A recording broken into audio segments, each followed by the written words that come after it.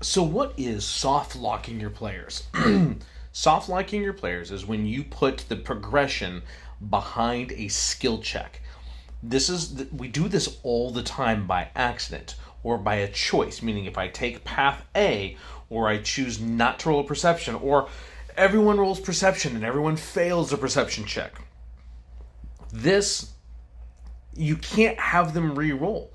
If something was in a room and it's a gem or an amulet tucked away in the corner, and you say, everyone roll a perception check. Well, here's the deal. There is nothing that says you as a dungeon master can't say, when you enter the room, the one thing that catches your eye is a red glimmer over in the far corner on the bookshelf. Then you see this, and this, and this, and they say, I roll a perception check.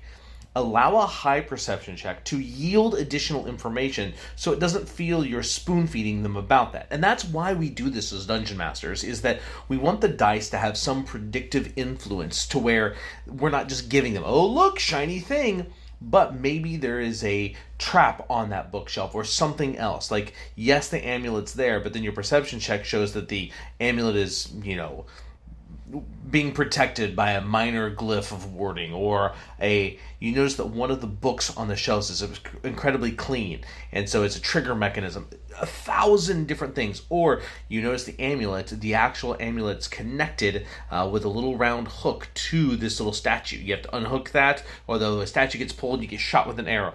There's so many things that you can put in there that aren't detrimental to the players, but still allow them to roll perception checks so it feels like they're not being spoon-fed. That's what we're trying to do. When we give our players information, add the perception check, but add the perception check for a complication of this incredibly important information MacGuffin thing the players need to see. That way, it feels like they're not just being spoon fed. It's a psychological effect and tactic we can use as dungeon masters. So keep that in mind, because it's incredibly effective if you don't want to just give it to them, but at the same time, it's the thing that moves the story forward. So food for thought. Soft locking, you don't want to hide it, but at the same time, I understand that you just don't want to give it to them. So it's marrying those two things together. That's what makes it feel more believable, whether it is or not.